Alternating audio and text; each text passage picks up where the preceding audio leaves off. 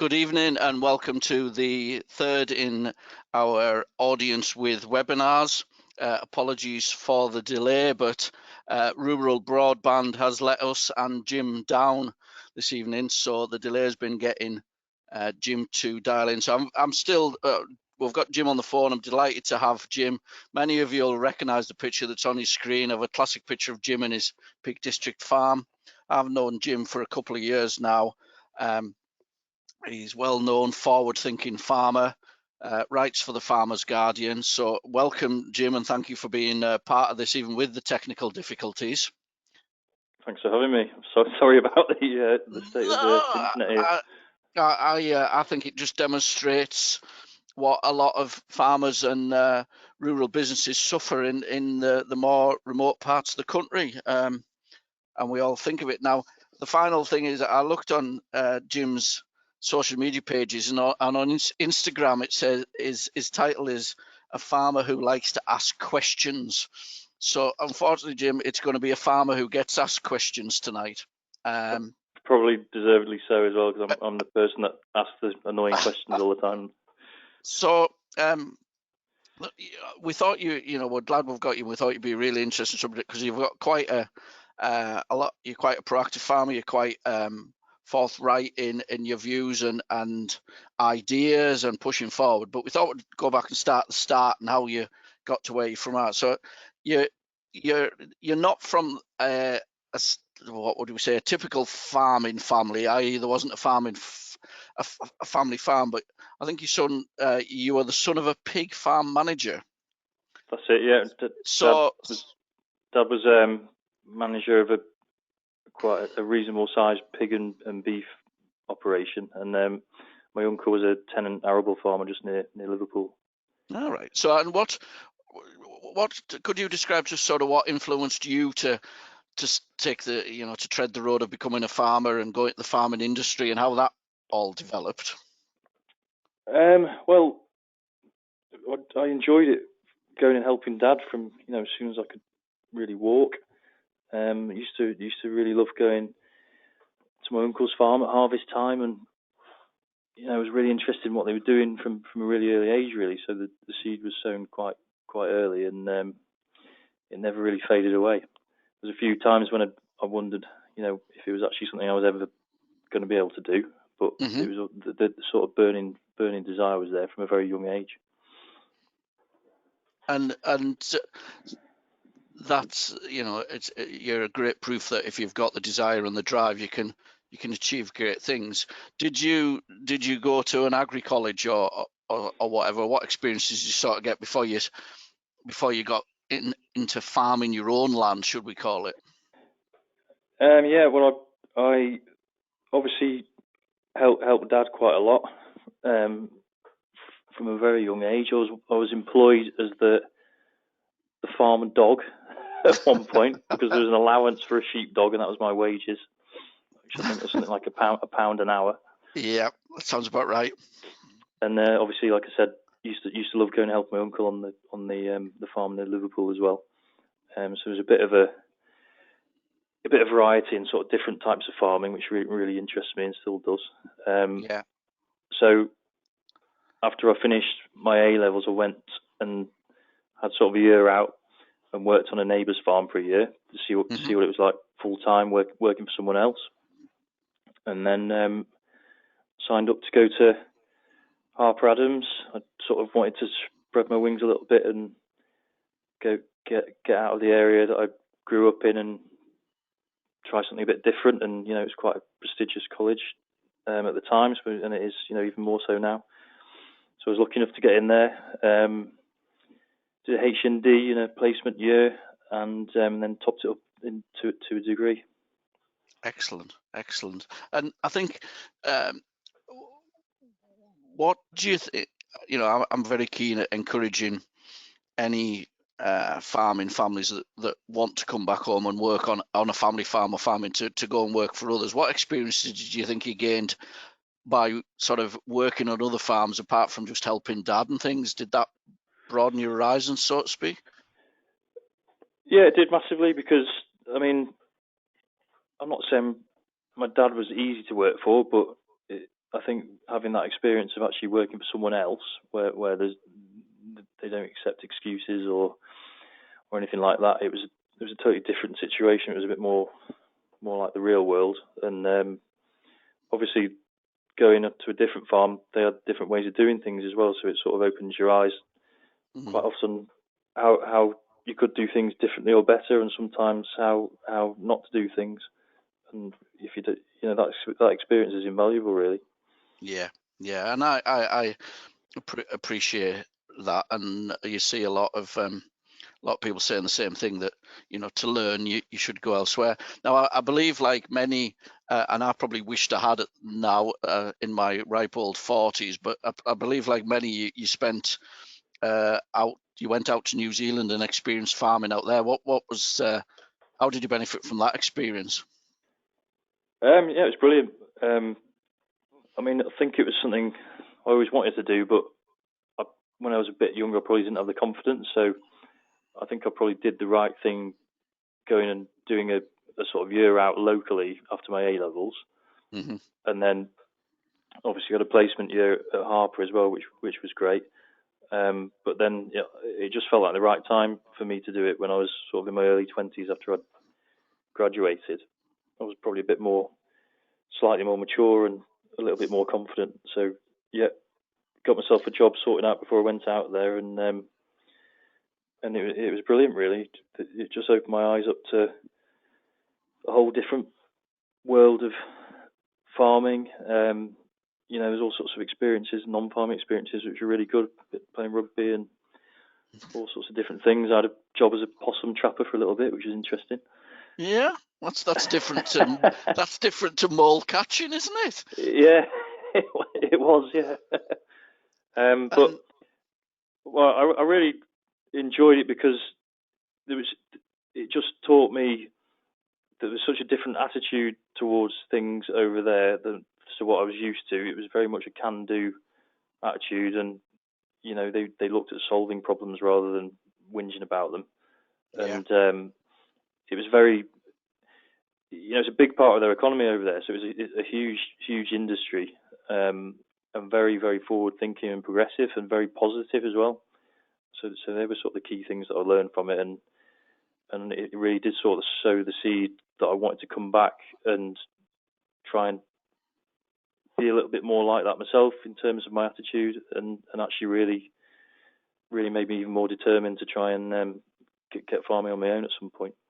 Yeah, brilliant. And I think it's you can see that in what you're doing now and what you demonstrate. And I think one of my good, as I say, I sort of regret now not taking that time out before I became an agricultural accountant and things to do New Zealand. But as you say, I think I didn't have the confidence at that time. But one of my good pals went out for a number of New Zealand summers, our winters, to work for a big contractor, and he still fondly remembers it. I think there was quite a bit of wild partying and drinking went on, as well as a lot of farming. But it's all great experience, isn't it? Yeah, it's brilliant. And the couple that I work for, I'm still in touch with them. We've probably exchanged messages on a monthly basis, and they've been over to see me over here twice since I've started farming on my own. So that sort of shows the sort of friendships and bonds that we all made, which was really good. Excellent. Just as an aside, I omitted to say at the start that if anyone had any questions, sort of audience or participator questions for Jim, if you go into your you should have a chat and a question panel down the side. So if anyone has any, type them into that, and we'll see them coming through, and we can pick our way through them later on. So you came back from New Zealand full of ideas and determination and positiveness. What was your sort of first? How did you go about sort of getting on the bottom rung of farming yourself? Well, I came back, and I didn't have a job when I came back, so I had to go and sign on in the job centre in Preston, which was probably one of the worst days of my life. Yeah. And I sort of remember walking out of there thinking, this has got to change. This isn't why I came back from New Zealand, and I don't want to be in this situation. So I pretty much got on my bike and rode around some local farms, asking if they wanted any help, and managed to get myself some work milking and doing various different things on sort of beef and sheep farms, and set myself up as self-employed. So started to do that, and then it was fine, but I still knew that I really wanted to be doing it on my own. Yeah. So I ended up renting a little bit of land and bought a few pigs, and the pigs got more and more and more.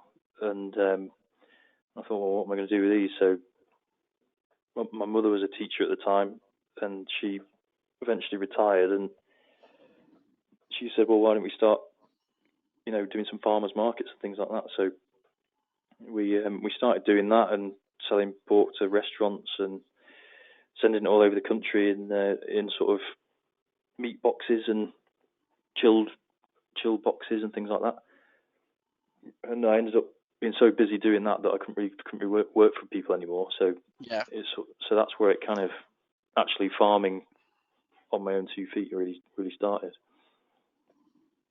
That's excellent. And so that would, doing the farmers markets and things would give you a sort of an early experience of dealing with the end customer, because many of us as farmers sell all the cattle or sheep or pigs or whatever it might be direct to the auction mart or to the processor, but we never actually get a lot of interaction with the customer. What was that experience like, and it was the learnings from that? Yeah, it was a big eye opener, because I kind of had to do that, because we were on such a small scale. It was never going to see any return from it other than trying to add value. So we were almost sort of forced down that route if we wanted to do it full time. So, but yeah, it's quite interesting. I mean, I found it quite frustrating at times trying to convince people why they should be having your stuff and not the stuff out from the supermarket. So gradually started to sort of learn the better places, the places to go where people were going to want your stuff, and not, they were asking you about it rather than you trying to convince them. Interesting. That was probably the biggest battle. But we ended up selling to sort of Michelin-star restaurants, and we were supplying Anthony Worrell Thompson with pork pies for quite a while, and so we had a good product there. Definitely. And when you sort of get feedback from people saying how much they've enjoyed your stuff, and you're getting feedback from some top chefs and things like that, it was very satisfying in that way.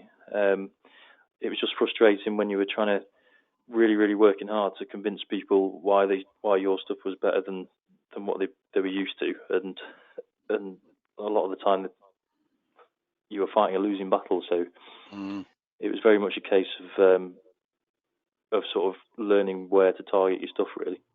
Yeah, I can understand, and I think probably you and I are very much on the same page here. That's still a battle UK agriculture is dealing with and having to learn about, isn't it? How to. Yeah, it is, and it's difficult because I completely understand that people have got to put food on the table, and not everyone can afford the best quality stuff. And when you're a niche producer and a sort of artisan producer, you've got to charge a premium, because otherwise you're not going to make any money out of it. Yeah. So it is difficult, but you're either a commodity producer and you accept that, or you've got to work on selling food to people that can afford it and want it. And unfortunately, that's just the reality of it. Yeah. No, I think around the time of the recession, I think from when you and I were talking, that business suffered because of that. So you've experienced the highs and lows, which sadly many businesses have to go through. What was that like, and what learnings did you take from that? It was very difficult, because obviously the financial crisis happened. So in a very short space of time, we were into recession. So people's sort of income was down, or disposable income. So they were instantly looking to save money, which often meant not buying those extra little treats in the basket, or going to the food fairs and spending their money on premium stuff. And also the price of pig feed almost doubled as well. So in the space of a month, our sales halved and our costs almost doubled. So it didn't take very long for us to realise that we just couldn't carry on, which was a real shame, because we put an enormous amount of effort into it, and we had a really good product. We were sort of selling about half a ton of sausages a week at the time as well, and we built the pigs up to sort of 80 sows, which was reasonable. Yeah. And unfortunately, we just couldn't carry on, because we were losing too much money and putting too much effort in. So it was difficult. I was probably quite depressed for a while, if I'm honest about it. I didn't really realise that at the time, but looking back on it, when you sort of come to realise what that is, that was definitely what I was going through. But eventually, you sort of get over it and look forward rather than backwards, and sort of think, well, what are we going to do next? And there was probably a time when I was a bit fed up with farming, because I felt like I'd been dealt a bit of a raw deal. But then the passion started to come back, and I sort of thought, well, I need to have another go at this, because this is what I've wanted to do since I was a kid. So I realised that I needed to get myself a proper tenancy instead of renting bits of land off people and having to do farmers markets and things like that. So I, in a roundabout way, came across the opportunity to take on a winter gritting contract for a friend who worked for a property company, because they knew that I was looking for some work, and his boss knew what had happened, and thought, well, he sounds like a good lad, so perhaps we should give him a bit of a chance.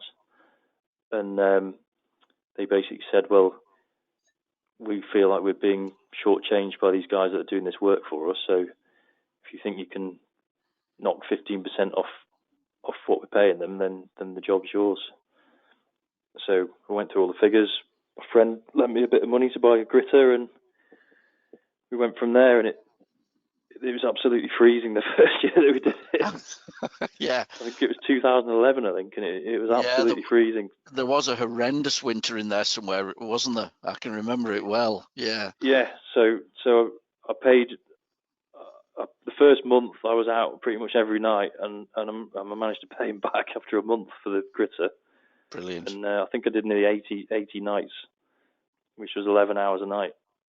Yeah. And suddenly, from being in a position where we didn't have a penny, managed to pay some debts off, and had a little bit of money in the bank, and then I saw an advert. I still used to keep my eye on the Farmer's Guardian. I wasn't actually doing any farming at the time, and I saw a tenancy advertised in Staffordshire. So I sort of showed the advert to my dad and said, "Well, what do you think? I might actually be able to do this time." And so we went and had a look, put an application together, and ended up getting an interview. Brilliant. Now, there's I said we're going to do audience questions at the end, but there's one that's very relevant here, and it's around your tenancy application. And what, from your experience, what was important in that, and sort of what did you put in it that was successful, I suppose, is the sort of the way the question's phrased.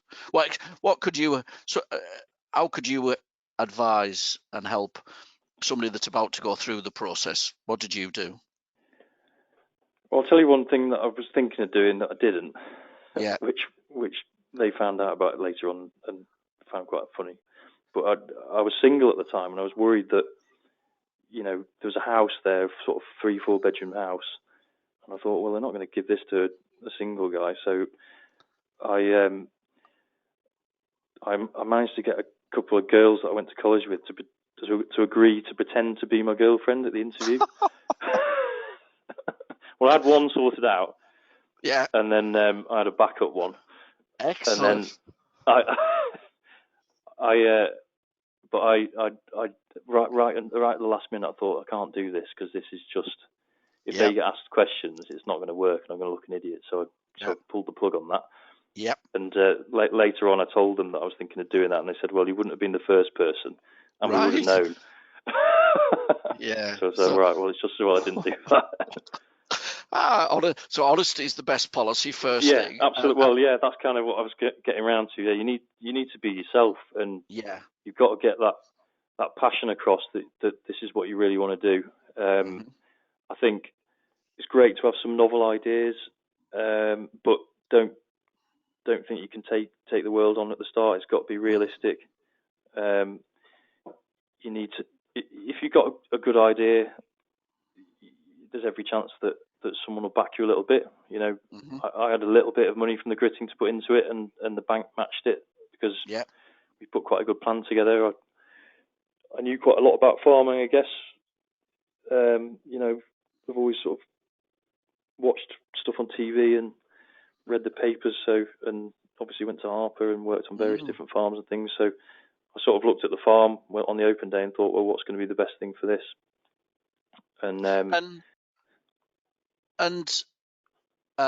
Did you, because we help quite a lot of clients with tenancy applications and become involved with them, and it's really reassuring and refreshing to hear you say them. Did you ever find out whether you were out of curiosity, whether you were the highest rent tender or not, Jim? Yeah, I wasn't the highest bidder, no. I don't think I always seem to get told, you know, I've had a few different farms now, and every time I'm told you're not the lowest bidder and you're not the highest bidder. It's not always about that. It is an important factor, but it's got to be a plan that works. That's going to work for you. It's going to mean that you can stay there for a while, and it's going to work for the landlord as well, because they don't want someone coming in and running out of money and disappearing after a few years. It's got to work.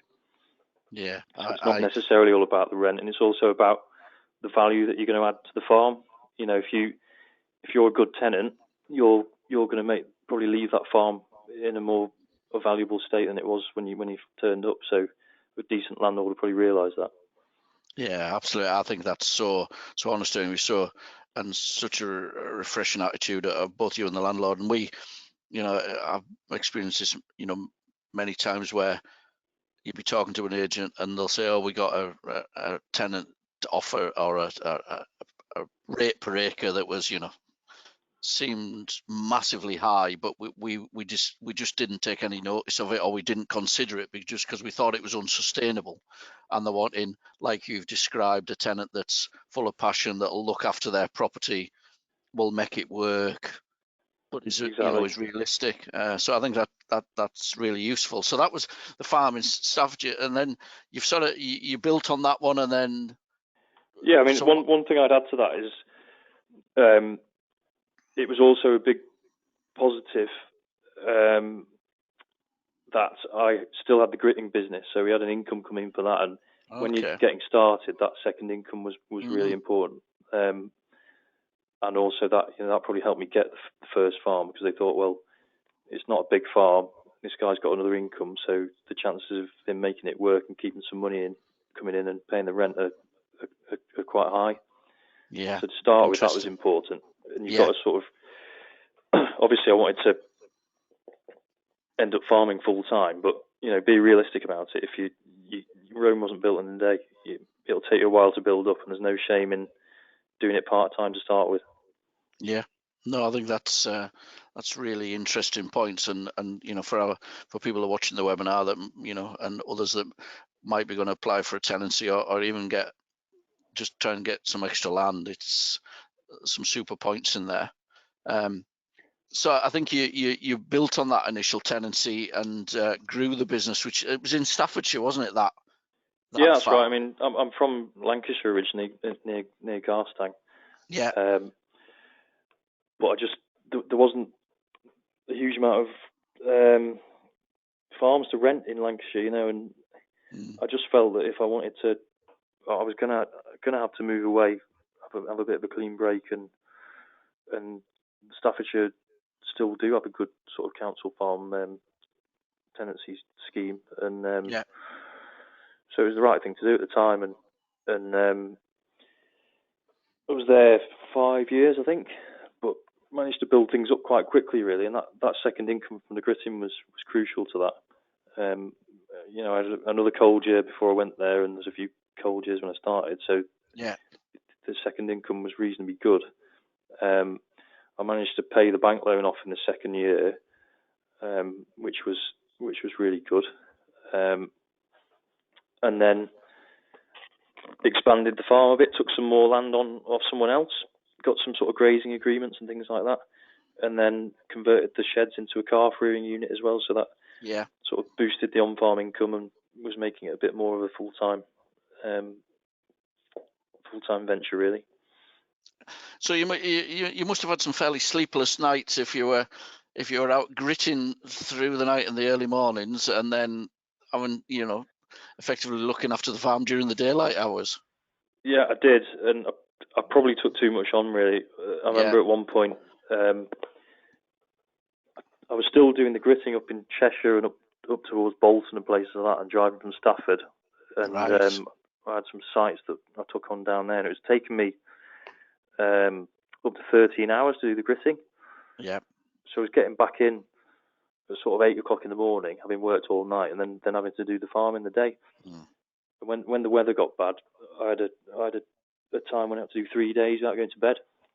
Yeah, and it was stupid, really. I shouldn't have been driving. Yeah. I remember getting to Knutsford services and pulling in, and just thinking, well, I burst into tears, and sort of thought, well, I can't carry on doing this. It's dangerous, and it's I was going to have a nervous breakdown or something. Yeah. So I sort of managed to enlist some extra help, and the guy that was shearing the few sheep that I had, I knew that he wasn't as busy in the winter, so I rang him up and said, look, would you be interested in doing some of this work? And he said yes, and then up until last year he was still doing it for me. So brilliant. And I think whilst your sleepless nights and sleepless days shows your great determination to achieve, you've got to look after yourself. Now, somewhere I think I'm right in saying at some point whilst you were farming and gritting based in Staffordshire, there was an award or two, or definitely one award came around. I think something like best new entry. How do you could you give us more details on that? And it's great credit to you, I think. Yeah, I wasn't expecting it, and someone nominated me for the new entrant award, the Farmers Guardian Award, and so they rang me up and found out the sort of story, what had happened and stuff, and I took the landlord, the head of the council farms, to the awards thing, and then we ended up winning it. So that was really good. It was a good a good advert for the council farming estate as well. Absolutely, yeah. And there's probably some people listening to this, and many more that you and I know around the country that have started on small council farms as a first foot on the ladder, and it's a shame that those opportunities aren't there for many now, isn't it? Yeah, it is massively. And I mean, after I won it, there's been several other people that have started on council farms that have won the same sort of award and similar sort of things in the Farmers Weekly as well, and that's really good. But it needs to be recognised that some of the sort of future talent that's the start that they need, and letting those farms be sold or command ridiculous rents is just not the right way to go forward. No, I agree with that. It's very short-sighted, and it just makes it more and more difficult for new entrants or young entrants to get on the farming ladder, doesn't it? It's difficulty, for raising the finance and things.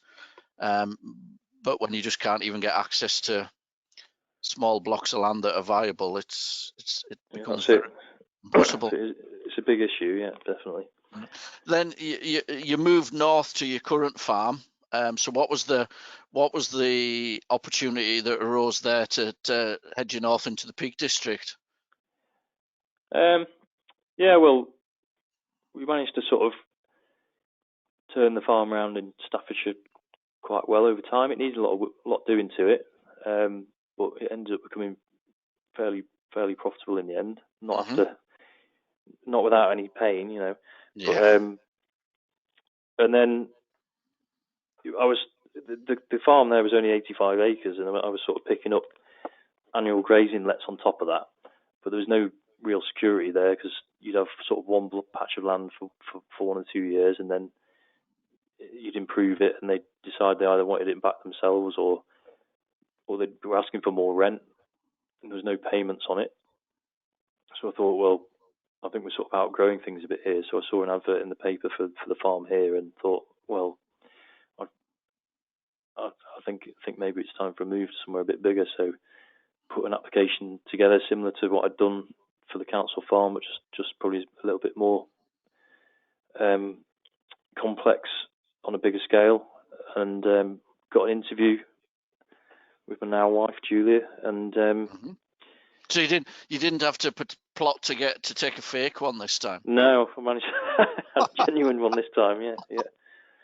And so went up for an interview in York, and then on the way back down to Staffordshire, got a phone call saying, "Well, yeah, we'd like you to take the farm on." So here we are. It was a good day. Now I know from following, talking with you, following you on social media, and what you write on the back of the Farmer's Guardian, you're trying quite a lot of new ideas there in your Peak District and things. So just for the people listening that maybe don't know quite as much about you, what are the sort of major things that you're trying, working with, or have developed on the farm? I guess the biggest things that we've done really is sort of put the infrastructure in place. It was a much bigger block of land here, and it was probably about over 1,000 foot higher up than where we were in Staffordshire, so it's very different. Yeah. It had been quite traditionally farmed for a long time. So there's sort of 360 acres on the main place here when we turned up, and there was 5 gates and 2 water troughs. Wow. And a load of sheds that were falling down. So we had to sort of start getting that infrastructure in place. We sort of thought, well, if we're going to farm this place properly, there's going to have to be some fencing put in. So we found this sort of very cheap and quick fencing to put up, which is like a semi-permanent electric fence. So we started to split the place up with that. And then we thought, well, how are we going to get water to all this? Because the water source was at the bottom of the farm, and a lot of the land was up at the top. Yeah. So, sort of consulted with the landlord about this problem, and then we managed to get in touch with a company that came up with this idea of a solar-powered pump, pumping water from the spring to the top of the farm to a big bladder tank. Yeah. So that's the big inflatable pillow that it looks like. Yeah. It's really clever because it was pretty easy to get up there. It's quite remote, so there's no power or anything like that. So doing this sort of thing wasn't an easy one. No. And so basically, a row of solar panels powers the pump, which pumps the water right up to the top of the farm at about 1,200 foot, fills a bladder tank, and then feeds it out by gravity to the rest of the farm. So that enabled us to split the whole place up. Started spreading lime, bringing the grass and the clover back to life, and just transforming the place really. And I think in some of the quotes or things, it's very much about trying to reduce the cost of production for what you're producing, which, because there's, the market prices are good at the moment, but we've had our points when you've been on that farm when the market prices haven't good, and it's about trying to cut. What are your sort of tips for trying to reduce the cost of production of lamb or cattle? I think the first thing you've got to do is make the best of what you've got before you think about. A lot of farmers think, well, we need to take on more land. Well, are you getting the best out of the land that you've already got? Is the first question.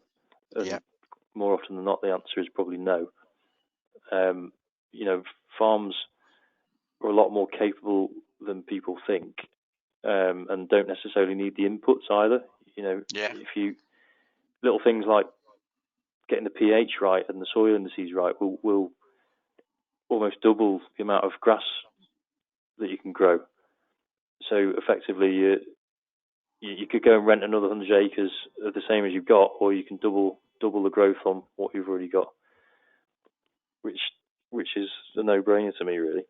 Yeah, it is. It's absolutely making the best use of the assets you've got, isn't it? Now, I think whilst you've cut the cost of production, you've probably, rather than reduce stocking rates that a lot of people have done, you've because of what you've done, you've been able to increase the stocking rates, haven't you?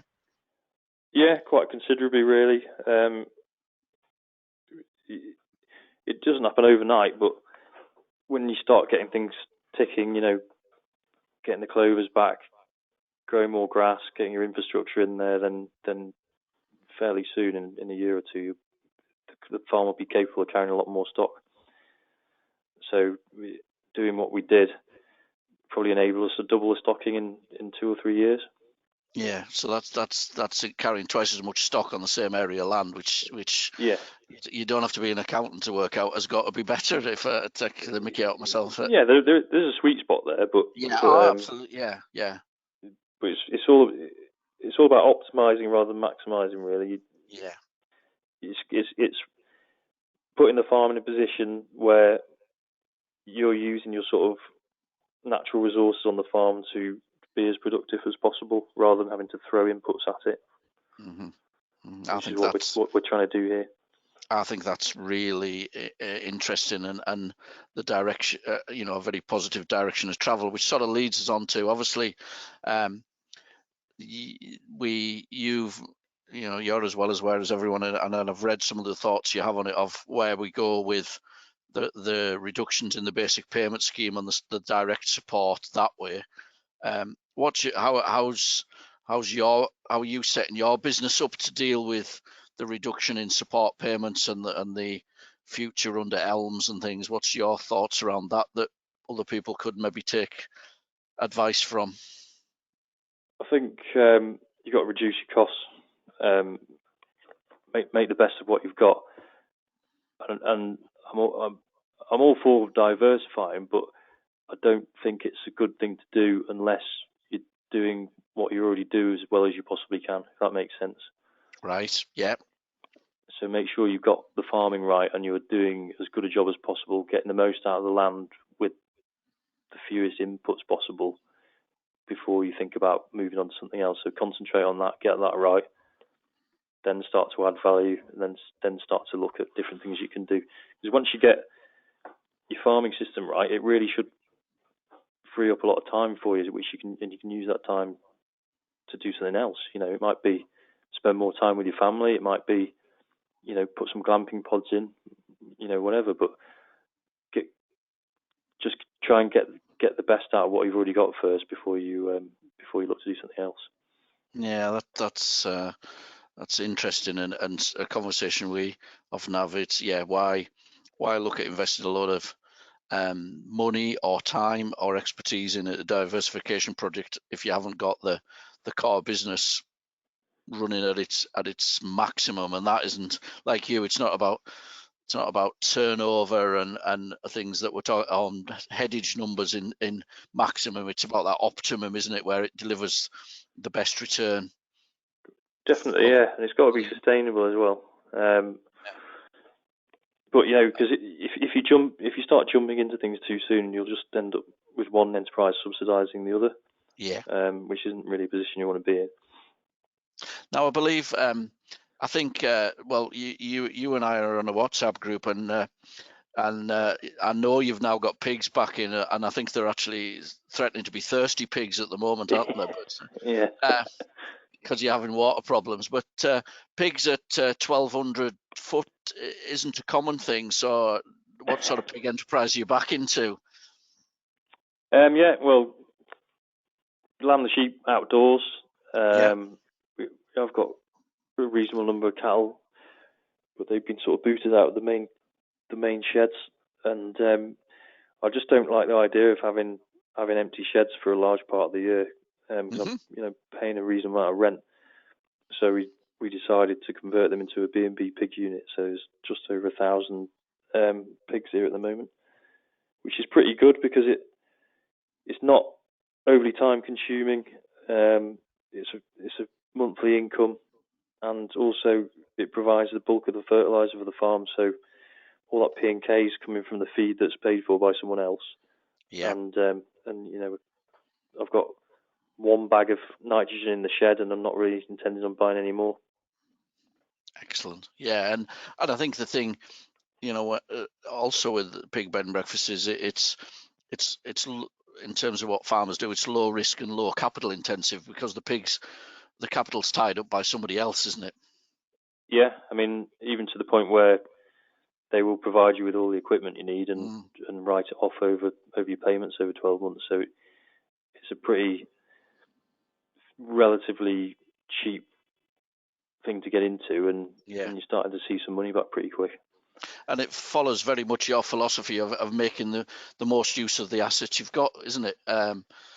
You're getting the maximum possible, the optimum output from that shed. Definitely, yeah, and it's all the nutrients that you're putting back onto the land as well. It's it all sort of works together. Yeah. So the pigs are basically benefiting the beef and sheep as well. And we're drawing nearer to a close here, but there's one question just popped up here, and it simply says, "What's next for Jim?" So sort of what is next for Jim? What's the plan? I think I'd like to start, go back into selling some stuff direct. Trying to get I've always been trying to get the farming system right. Then work on getting the quality of meat that we're producing as good as possible, as good as we possibly can, in terms of its nutritional value and also what it's doing to the environment in a positive way. Yeah. And then adding on to that is sort of trying to sell that story and start becoming more of a price maker than a price taker, and selling stuff a bit more direct again. Excellent. Now you and I are probably, being a hobby beef farmer when I'm not doing accounts, you and I are on the same page here. But how the agriculture has been massively blamed, I believe, and I'm sure you do, unfairly for climate change, and it has a very important role to play going forward. But how do you think we can get the message across that sheep and cattle on the eat grass and survive on forage are actually a very environmentally source of protein? How do you think we can better do that? I think you've got to be able to demonstrate how it all works together. I mean, right, we are producing a fairly good amount of food from the farm here, but we're also in an area that has one of the best farmland bird counts in the Peak District, if not the country, and actually the farmland bird count has been going up, not down, which is pretty rare in the UK at the moment. So we can demonstrate that we have got a farming system that is very productive, but is also working in line with enhancing the environment and increasing wildlife numbers. So I think if you can get that across to the public, that it can all be done together, and you're also giving those carbon benefits as well, which are considerable. It's just sort of, I think a lot of the problem is that the policymakers aren't going to the right places. If they could come somewhere like here, and there's plenty of other people around the country doing similar things, then the sort of level of understanding could be improved, because it can be done. It's just just don't think they're looking at the right places and the right people. Yeah, I would agree with that. And just on the carbon front, have you done any work on to sort of see what your Peak District Farms carbon footprint is, or any of this yet? Is that something you've investigated or not? Not in any great detail as yet, but that's certainly something we want to move on to. I mean, to be honest, I wish that we'd tested the organic matter of the farm when we started. We didn't. We were too busy putting fences up and all sorts of other things. But I am confident that it's improved significantly. The sort of rotational grazing system where you're letting the land and the grass rest and recover is integral to it. We just need the right sort of scientists and people to get on board and help us demonstrate this in terms of being able to prove that what we're doing works. We all think it does, and like I say, I'm confident it does, but we need to work on a way of actually being able to prove it. Yeah. And then we'd be in a much stronger position. Yeah, I agree. I talking with farming clients at the moment, I am no expert and I don't profess to be, but I think there will be opportunities for farming in carbon storage and producing carbon neutral food and things which we don't understand or haven't got the science to back yet. But there's just got to be opportunities there. Definitely, yeah, and that's all very positive as well. It's producing really, really good food for people that's actually benefiting their health and benefiting the health of the planet as well, which is what we all want to do, isn't it? Yeah. So I think we're running short of time on here, and I found your story is, there's no doubt you've had highs and lows in it, and the sheer hard work and determination you've put in to get where you are now is inspiring. So I suppose my final question would be to you before we close would be, if you had 2 tips for success in farming going forward, or for a new entrant like yourself to get into farming, what would they be, Jim? I think the first one would be, if you've got to ask yourself if you really, really want to do it, and it's not exclusive to farming, it's whatever you want to do in life. If you really, really want to do it, just never give up. You're going to get knocked back time and time again, but just keep your focus, keep getting back up and having a go again. And don't give up. Simple as that, really. And if you want to do something that much, and you put the effort in, 9 times out of 10, at some point, things will go your way. Yeah, that's really, really refreshing to hear, and I think for people out there and other people that want to get into farming or just starting, I think you're great credit to you, and I think you're a great, fine example of what can be achieved, even with the highs and lows. So I would, on behalf of myself and all the audience, I would like to thank you for